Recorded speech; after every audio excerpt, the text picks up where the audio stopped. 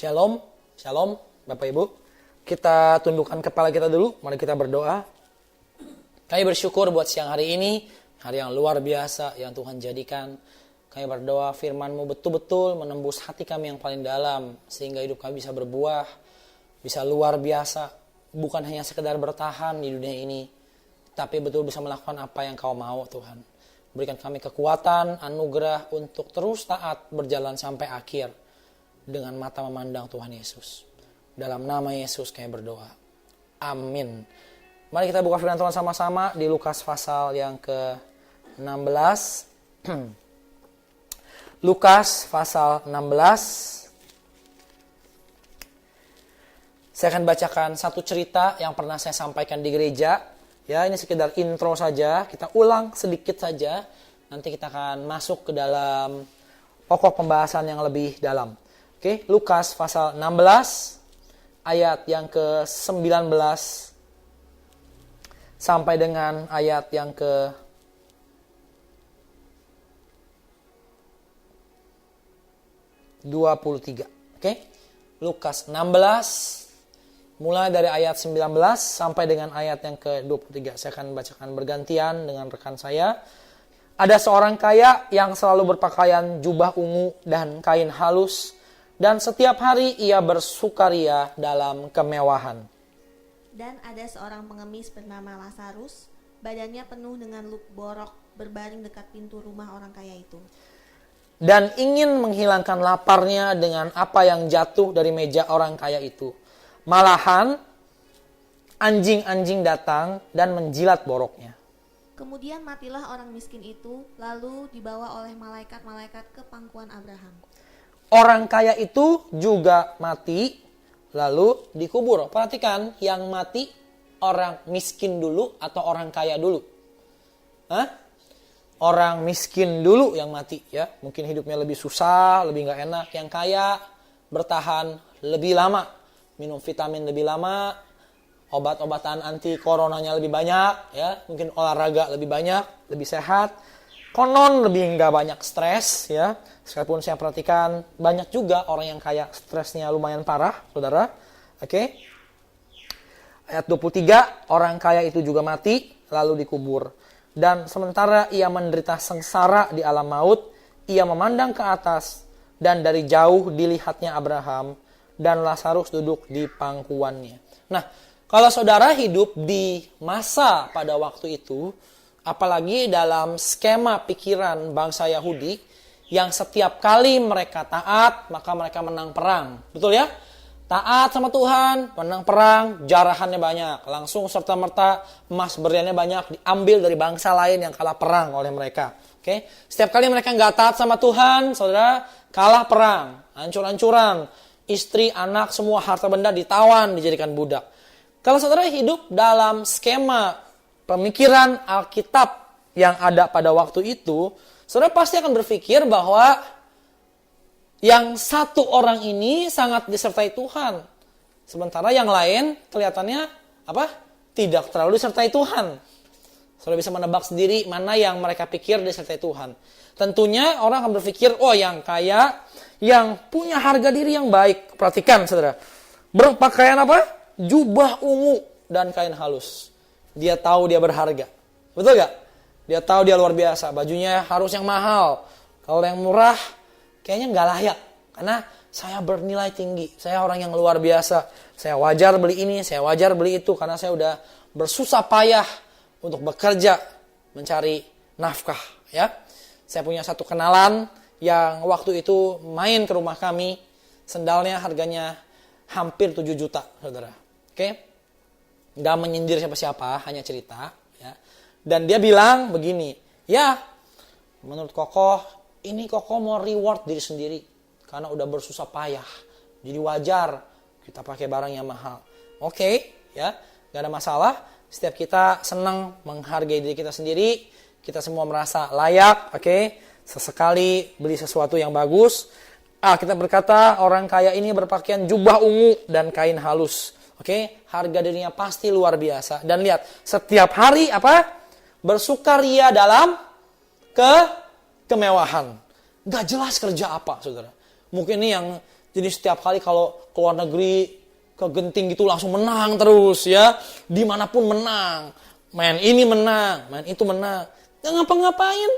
Setiap hari bersukaria dalam kemewahan. Oke? Ajaib ini hidupnya. Oke? Saudara kalau lihat dari luar, gila. Ya. Dosa apa ya saya ya? Lu orang kok hidup gampang bener. Ada orang kayak begitu. Ya. Lalu kontras sekali disandingkannya dengan siapa? Dengan pengemis. Dengan Lazarus. Gak tanggung-tanggung. Saudara dengar.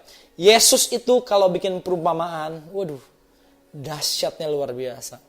Nusuknya luar biasa. Ya. Orang kaya ini dibandingkan dengan apa? Pengemis. Oke. Lihat ayat yang ke-20. Oke. Lukas 16 ayat 20. Dan ada seorang pengemis bernama Lazarus. Badannya penuh dengan borok, berbaring dekat pintu rumah orang kaya itu. Nah, gak tanggung-tanggung, ya. Menurut saudara, saya mau tanya, kisah ini betulan terjadi ada, atau Yesus mengarang cerita sebagai perumpamaan? Ayo, pikir. Gimana, ibu-ibu yang hadir? Pak produser kita? Ayo. Ini true event. Dalam artian orangnya ada beneran, ya. Bener orangnya ada orang kaya itu dan ada si Lazarus yang gembelnya itu bernama Lazarus. Atau ini Yesus lagi cerita. Kan pendeta juga suka cerita kan kalau khotbah ya. Suka bikin ilustrasi ya. Ada kodok, ketemu pangeran misalnya gitu ya kan ya. Nah, ini itu true event, true story, real. Atau perumpamaan. Gimana menurut Anda? Gimana? Apa senyum-senyum? Perumpamaan. Gimana? Kelihatannya sih ini perumpamaan ya. Kelihatannya ya. Sejauh yang saya bisa nangkep, ini perumpamaan kelihatannya.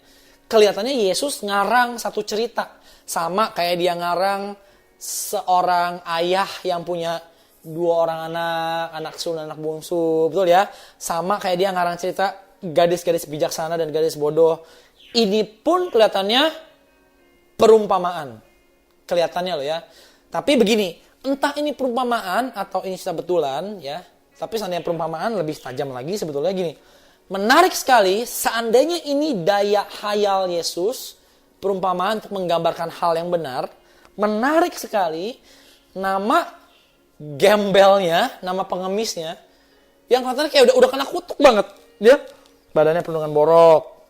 Oke, lapar, gak bisa makan. Mau makan dari apa yang jatuh. Kayak udah kasihan banget. Malah yang ada dijilat anjing-anjingnya. Udah gitu mati duluan lagi, ya. Tapi begini, seandainya ini perumpamaan, Tuhan itu kasih namanya menarik sekali ke si pengemis ini. Siapa namanya? Lazarus. Namanya Lazarus. Ya. Yang kalau Anda cari di Alkitab, saudara, di Perjanjian Baru, nama Lazarus itu hanya 2 referensinya. Satu di cerita ini, satu lagi di mana? Lazarus yang gak kalah malangnya juga. Mati, kemudian dikubur. Ya, hanya 2. Alkitab bilang Lazarus yang dikasihi Yesus. Ya. Kata Lazarus di Perjanjian Baru sama dengan kata Eliezer di Perjanjian Lama. Kata Eliezer seringkali ditafsirkan orang sebagai simbol dari Roh Kudus karena secara penjumlahan itu sama, saudara, ya katanya. Maaf, Eliezer digambarkan sebagai Roh Kudus karena bekerja di belakang layar, artinya God is my helper. Tuhan adalah penolong saya. Jadi Lazarus di sini artinya Tuhan adalah penolong saya. Dia adalah penolong saya. Jadi ketika Yesus berkata ada seorang pengemis bernama Lazarus, kalau Anda yang literally mengerti bahasa Ibrani pada waktu itu, bunyinya akan seperti ini. Dan ada seorang pengemis bernama Tuhan adalah penolong saya. Ngerti ya? Nangkep gak yang saya mau sampaikan? Nangkep gak? Ya. Ternyata Tuhan adalah penolong saya, tapi wujud nyatanya kok malah pengemis. Dan bukan hanya mengemis. Sakit, borokan, gak bisa makan, dijilati anjing pula. Ya. Kalau Anda lihat dari gambaran seperti ini belaka, saudara bisa bingung. Kok kayak begitu ya? Yang kita nggak ngerti adalah cara Tuhan mengukur hidup orang itu sama sekali tidak seperti cara dunia mengukur hidup orang. Dunia melihat dari luar, pengemis ini ada dosa apa pasti. Betul ya? Nama si boy Lazarus. Tapi kok kayak orang gak ditolong apa? Tuhan. Ya. Kok kayak begitu? Khotbah belum selesai, tenang ya. Jangan siap-siap menerima kemalangan dulu, saudara. Ya. Kok seperti itu ya? Bingung. Kenapa? Karena kita terbiasa menilai orang dari apa yang terlihat. Betul ya? Kita terbiasa menilai orang dari mata manusia. Yang kita bisa hitung, yang kita bisa pegang, yang kita bisa rasakan. Sama kayak penyakit. Ya. Tadi sebelum kita mulai ada ngomongan. Lansia kemungkinan besar gak boleh terbang lagi di pesawat katanya. Langsung yang konon lansia soal protes. Enggak juga katanya. Yang muda juga banyak yang sakit-sakitan. Tahu dari mana? Lansia lebih gak sehat. Betul. Anda pernah lihat orang badannya gede, masih muda, keker, ya, sehat. Tiba-tiba apa? Mati. Kalau kayak gitu yang biasanya nangis paling keras itu siapa? Orang tuanya, benar gak? Kok berani-beraninya masih muda, kelihatannya sehat ya kan? Udah tinggalin papa yang udah tua. Sedih ya bisa orang tua ya? Kalau anak mati duluan ya. Kenapa? Lah, karena orang ngukur dari apa yang nampak. Ini udah keriput, jalan udah lemah, udah pernah operasi jantung. Nggak taunya yang sehat seger buger, kelihatannya kuat, dalamnya apa? Penyakitnya lebih parah. Stroke tiba-tiba meninggal. Karena manusia itu hanya bisa ukur sebatas yang kelihatan. Depannya oke, hebat, kelihatannya oke, dah pasti beres sama Tuhan. Tapi yang Lazarus kok malah kayak begini gitu loh. Ya, kenapa? Itulah kesalahan kita sebetulnya. Sekarang coba buka 1 Korintus pasal yang keempat. Coba lihat. Kami diskusikan hal ini kemarin ketika bergereja di mall, saudara. Beberapa hari yang lalu. Sambil duduk, makan, ngobrol. Saya merasa ada penyertaan Tuhan yang kuat ketika saya sampaikan bahwa sebagai anak Tuhan, kita tidak seharusnya hidup menurut apa yang kelihatan. Ya, Anda gak akan pernah tahu. Dan saya berdoa, nanti pun saya akan berdoa lagi, untuk kita dijauhi dari hal yang sesat. Dari setiap penyesatan yang ada. Karena setiap penyesatan itu kemasannya pasti menarik. Ngerti ya? Penyesatannya pasti, kemasan itu pasti bagus. Gak ada penyesatan kemasannya jelek.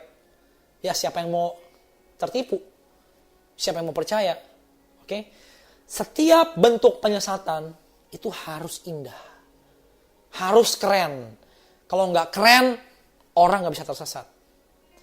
Saudara kalau nyasar di jalan, Anda nyari jalan kecil yang jelek atau Anda nyari jalan besar? Pasti nyari main road kan, yang gede. Cari yang bagusan. Ternyata ada kan, Anda nyari jalan bagusan malah lebih sesat lagi sebetulnya. Padahal tinggal 1 belokan nyampe. tapi kelihatannya nggak bagus. Sekali lagi, setiap bentuk penyesatan pasti dibuat bagus sedemikian rupa. Ya. Oke? Jadi makin bagus kemasannya, saya kasih tahu ya, dengar raja Tuhan. Makin bagus kemasannya, makin ada kemungkinan hal itu menyesatkan Anda. Serius. Oke? Makin menarik tampilannya, makin ada kemungkinan Anda bisa disesatkan. Lihat 1 Korintus pasal yang keempat. Ayat yang pertama sampai dengan ayat yang kelima. Oke. Dan dalam nama Yesus kita grow lebih dewasa. Belajar lebih dewasa. Amin. Belajar lebih dewasa. Untuk hidup menurut ukuran Tuhan saja. Demikianlah hendaknya orang memandang kami sebagai hamba-hamba Kristus yang kepadanya dipercayakan rahasia Allah. Yang akhirnya dituntut dari pelayan-pelayan yang demikian ialah bahwa mereka ternyata dapat dipercayai. Perhatikan ini ayat, lihat baik-baik semua ya. Bagiku sedikit sekali artinya. Entahkah aku dihakimi oleh kamu atau oleh suatu pengadilan manusia. Suatu pengadilan manusia ini berarti keputusan-keputusan yang orang banyak buat. Oke? Misalnya, contoh kalau zaman sekarang, orang yang berat badannya overweight pasti lebih nggak sehat dibanding yang berat badannya normal. Atau yang berat badannya overweight selalu lebih nggak menarik dibanding yang berat badannya lebih proporsional. Pengadilan manusia. Oke, ya. Kalau di luar negeri ada yang bilang konon yang rambutnya merah, orangnya galak-galak katanya. Ya, red hair itu suka marah-marah, orangnya keras, konon. Itu pengadilan manusia. Asumsi cara berpikir dunia yang telah diterima benar oleh banyak orang, sekalipun sebetulnya apa? Belum tentu benar, ya. Pengadilan manusia. Ini yang luar biasanya. Malahan apa saudara? Baca sama-sama. Malahan apa? Diriku sendiri pun tidak kuhakimi. Sebab memang aku tidak sadar akan sesuatu. Dengan katanya dia nggak mau peduli akan ngomongan apapun juga. I don't care. Akan ngomongan apapun juga. Bukan karena itulah aku dibenarkan. Dia yang menghakimi kamu ialah apa? Tuhan. Ayat 5. Karena itu janganlah menghakimi sebelum waktunya, yaitu sebelum Tuhan datang. Ia akan menerangi juga apa yang tersembunyi dalam kegelapan, dan ia akan memperlihatkan apa yang direncanakan di dalam hati. Maka tiap-tiap orang akan menerima pujian dari Allah. Firman Tuhan berkata, karena itu jangan menilai. Jangan menghakimi sebelum waktunya. Entah itu, saya di bawah kutuk, atau orang lain di bawah kutuk. Entah itu, saya hebat, atau orang lain itu hebat, saya nggak hebat. Kita berkata, hal-hal kayak gitu harus dikunci, saudara. Disilentkan dalam hidup kita. Supaya kita dewasa. Karena setiap kali Anda menilai, saudara mau tidak mau menilai pasti berdasarkan apa? Apa yang tampak? Apa yang kelihatan? Atau berdasarkan apa? Pengadilan manusia. Menurut pendapat kebanyakan orang. Oke. Saya bilang sama rekan-rekan yang hadir, kalau kamu dewasa, jangan nilai diri kamu. Yang namanya pekerjaan, sehari gagal, sehari berhasil. Ya. Waktu ada yang telepon, dia berkata, aduh kok saya bisa ngalamin kayak gini. Saya langsung cari, saya dosa apa saya sombong, apa saya begini, apa saya begitu. Waduh, saya bilang, kalau bisa kamu telusuri ya sampai SD ya, dosa apa ya. Ada salah apa sama orang tua, gue kok begini, kenapa, apa yang belum disucikan, apa mesti dibaptis ulang misalnya. Oke. Setiap kita constantly, terus-terusan menilai. Baik diri kita sendiri ataupun orang lain. Kita bilang, kamu harus berhenti. Jangan menghakimi, jangan taruh nilai dalam hidup kamu. Karena pada akhirnya semua itu gak ada gunanya. Yang nilai kamu siapa? Ujung-ujungnya siapa? Tuhan. penilaian kamu akan siapapun juga gak ada gunanya, apalagi sama diri kamu sendiri. Karena pada akhirnya penilaian yang paling berarti ya penilaian Tuhan. Kita itu kalau kerjaan yang menilai terus, saudara, susah. Naik dikit, sombongnya luar biasa. Merasa hebat. Merasa seolah-olah dia disayang Tuhan banget. Aneh ya, orang yang pada masuk neraka di Alkitab, Matius 7 dan Matius 25. Aneh ya, ketika ditolak Tuhan, perhatiin ya, mulut mereka tuh ributnya apa? Argumentasinya apa? Argumentasinya adalah achievement yang telah mereka peroleh di dunia. Betul kan? Untuk orang-orang yang dibilang enyahlah kamu, mereka bilangnya apa? Kok bisa? Sementara kita nyembuhin orang, betul gak? Bukankah kami mengusir setan demi namamu tuh? Yang diklaim apa? Achievement mereka di bumi. Kalau sekarang mungkin bahasanya, bukankah kami menghasilkan banyak? Bukankah kami membangun gereja? Betul? Matius 25. Yang dianggap kambing oleh Tuhan. Bunyinya apa mereka? Argumentasinya. Kapan? Ketika kamu lapar kita nggak kasih kau makan. Betul ya? Berarti setiap perbuatan baiknya, semua kehebatannya, dia hitung terus, saudara. Betul kan? Wih, saya udah ini sekarang. Saya udah achieve ini sekarang. Saya udah punya ini sekarang. Ada satu cerita lucu tentang satu kota yang memberikan penghargaan kepada satu orang yang dianggapnya paling rendah hati. Dibikin panggung di balai kota. Kita berikan penghargaan buat Bapak James. Bapak Jamesnya berdiri bingung. Kenapa? Dia bilang, Bapak memenangkan penghargaan orang paling rendah hati satu kampung. Wah, disematkan pin, saudara, di baju dia. Ada tulisannya, the most humble person on the village. Dia gini. Terus dia bilang gini, saya gak layak. Saya gak merasa saya berjasa. Wah, semua tepuk tangan. Wah, hebat, makin rendah hati. Wah. Setelah itu, saudara, seumur hidupnya, pin itu gak pernah dia lepas, saudara. Dia pasang terus di bajunya. Begitu merasa rendah hati, udah sombong lagi taunya. Udah jatuh lagi. Ya kan? Kita itu dikit-dikit sombong banget. Merasa punya ini, merasa bisa begini. Yang gak punya aja, kepengen dipunya-punyain. Biar apa? Lebih dihargai orang. Ya kan? Aduh, kita itu cinta banget sama yang namanya penilaian.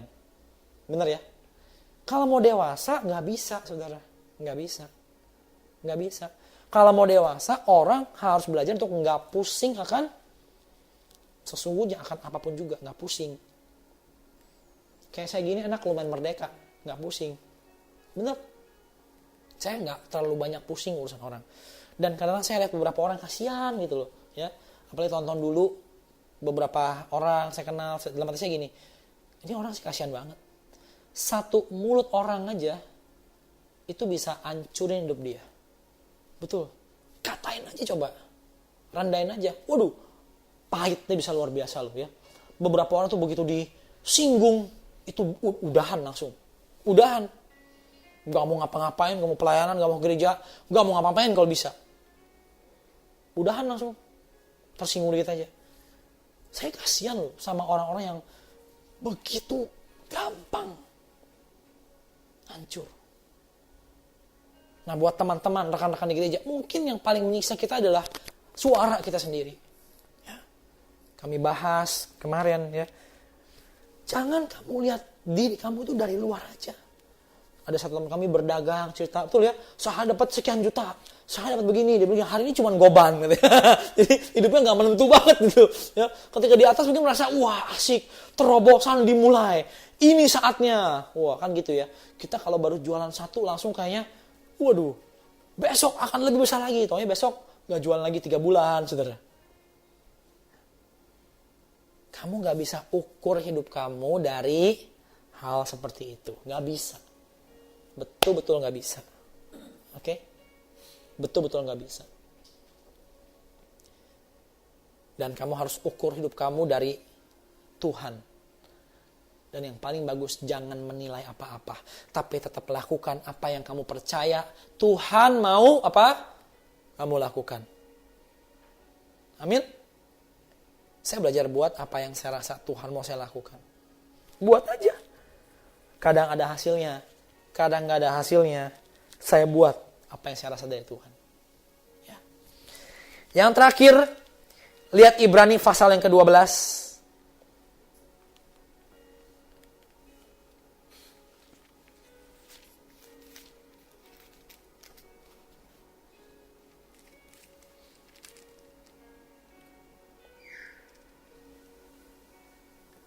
Lihat ayat 1 dan 2.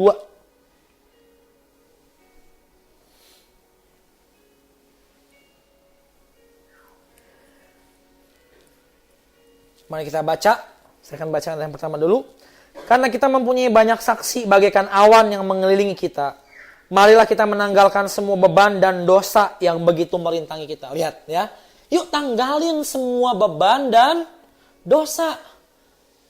Beban itu apa sih? Unnecessary weight. Kata Alkitab, bobot yang gak perlu. Percaya gak? Kalau saya bilang salah satunya adalah mulut orang.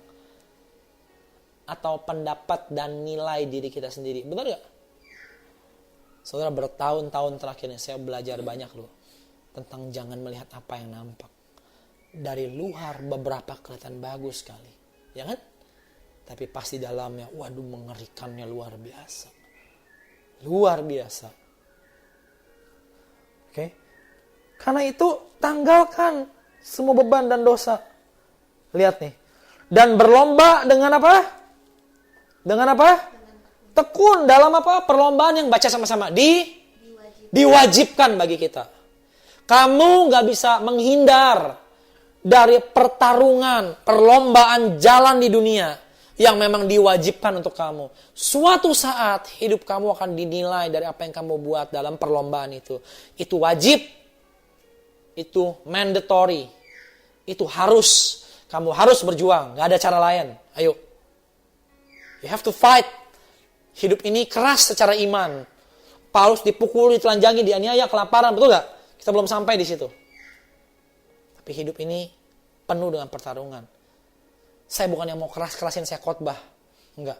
Tapi tahun ini begitu banyak orang yang kecewa. Kenapa? Karena bertahun-tahun dinina boboin. Ya kan? Gak enak dikit. Cep, diberkati Tuhan. Cep. Penyertaanmu sempurna. Bener. Kenyataannya. Hidup ini keras. Kalau kita gak pernah bilang, saya mau bangkit, saya mau I wanna fight, saya mau gak bisa kayak begini.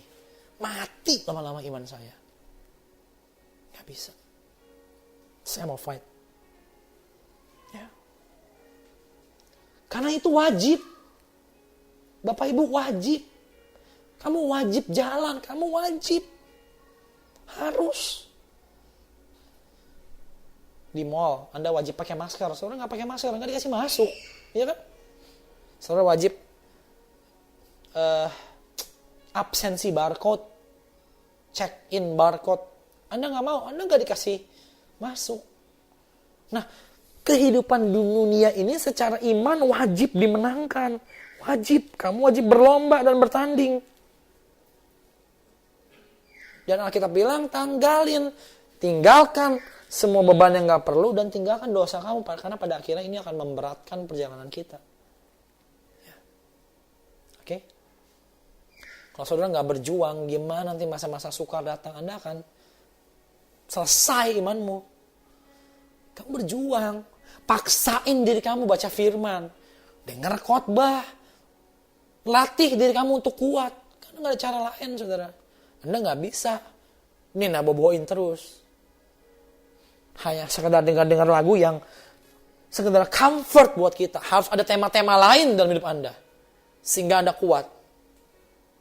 Oke?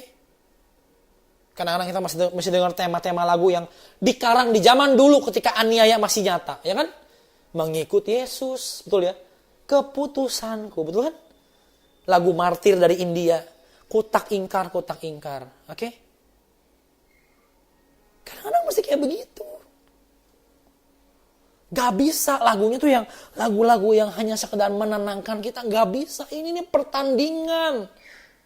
Gak bisa. Dan lihat ayat yang kedua. Caranya gimana? Lihat.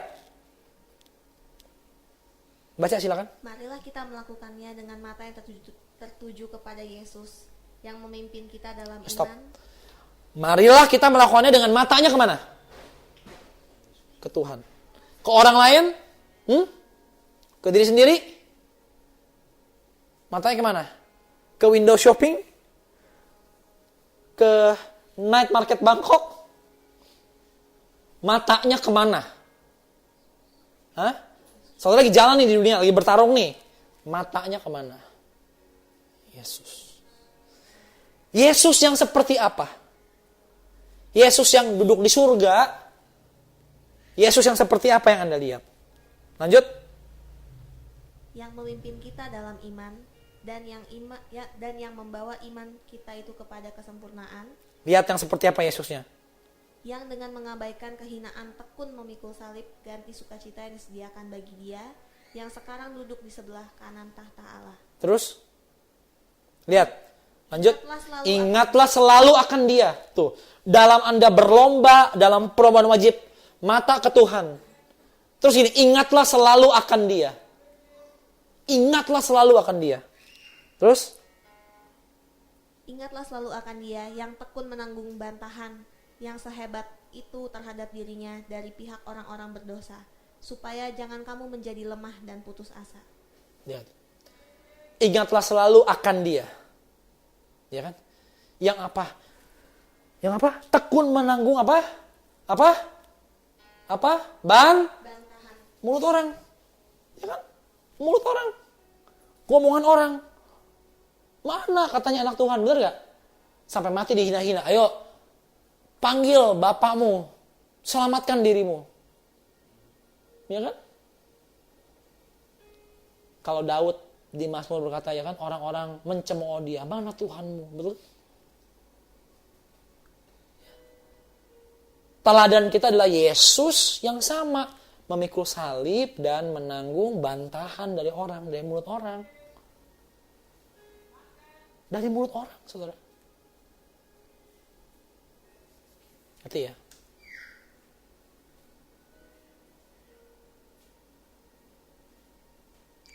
Saya berdoa Anda ngerti loh hal ini.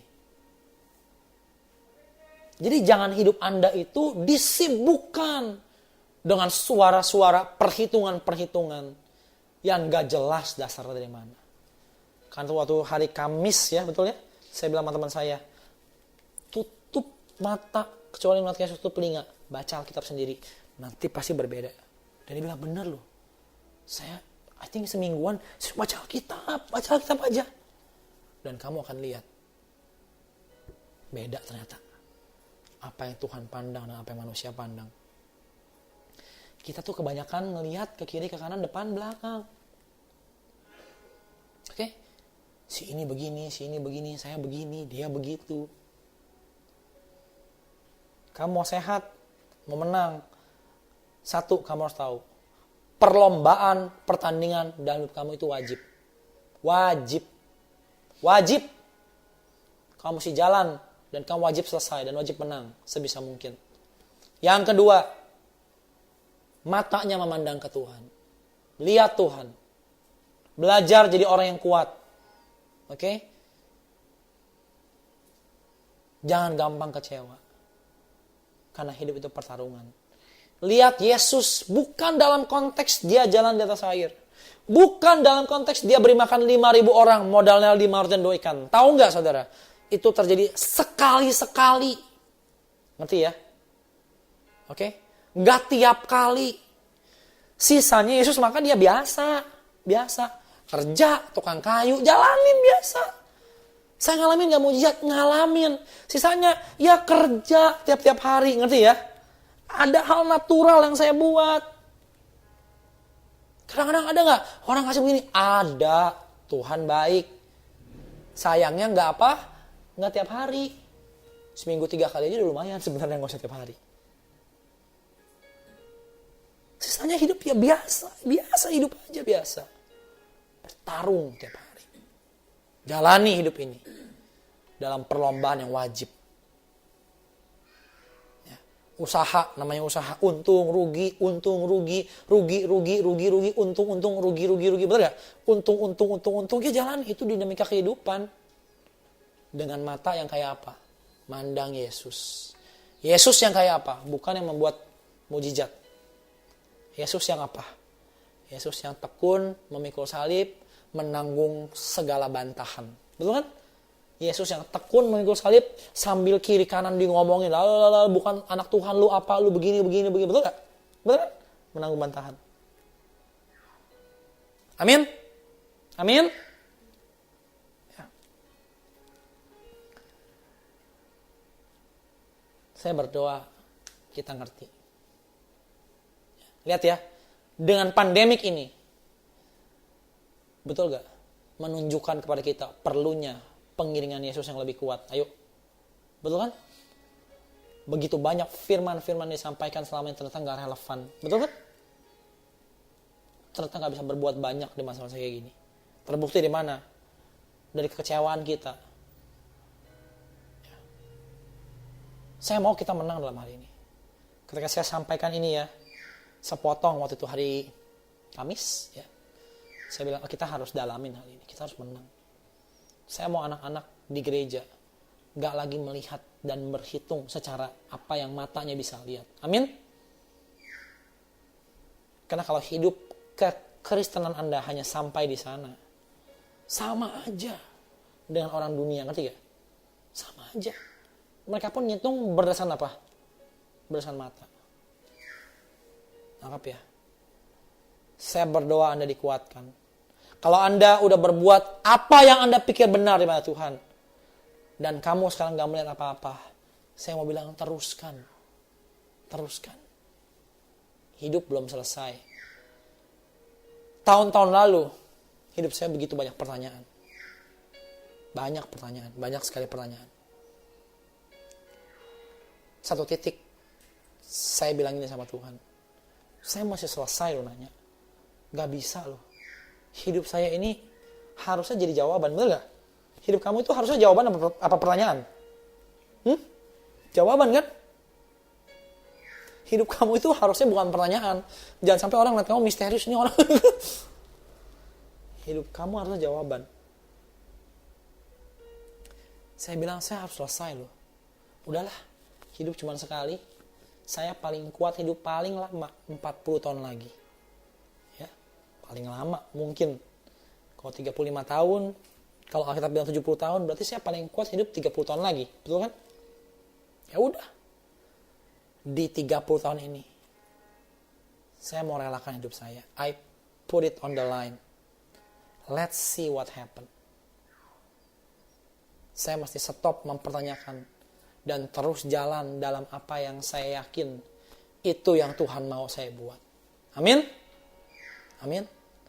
Percayalah kalau memang hatimu tulus, engkau salah jalan, suatu hari engkau pun akan diajar Tuhan. Bener gak? Ya kan? Tuhan akan ajar kita, nak salah. Dan dia akan arahkan kita ke jalan yang benar. Saudara mau gak hari ini kuat? Mau gak hari ini hidup memandang satu aja? Yaitu Yesus. Amin? Saya berdoa Anda diberkati siang hari ini. Amin? Yuk tundukkan kepala kita sama-sama. Terima kasih buat apa yang kau buat.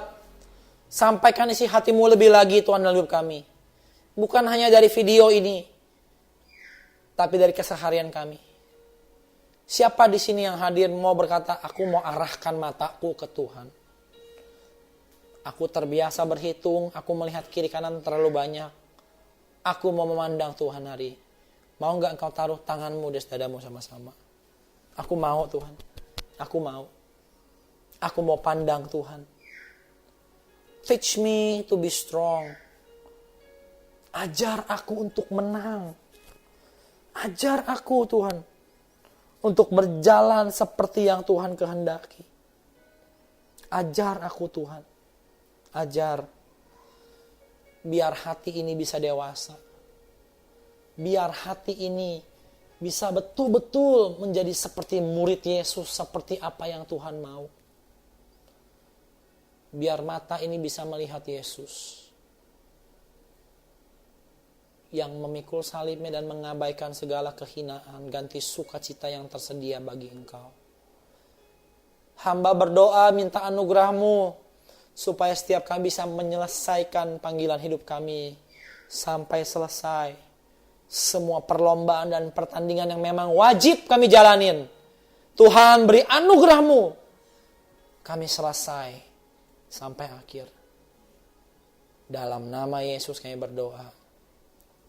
Amin. Saya berdoa Anda diberkati, bertumbuh dalam Tuhan. God bless you. Amin.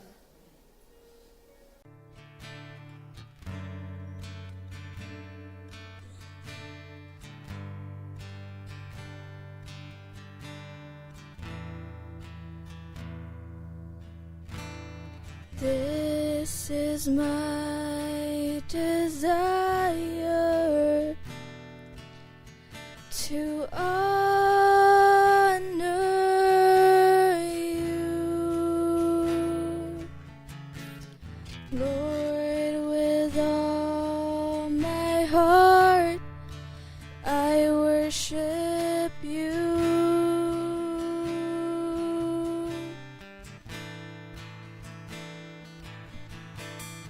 All I have within me, I give you praise.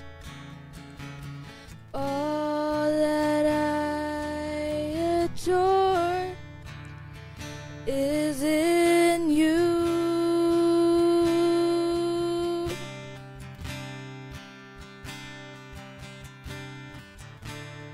Lord, I give you my heart, I give you my soul. I live for you alone. Every breath that I take, every moment I'm awake. Lord, have your ways in me. Lord, I give you my heart, I give you my soul. I live for you alone. Every breath that I take, every moment I'm awake. Lord, have your ways in me. Lord, have your way in me. Lord, have your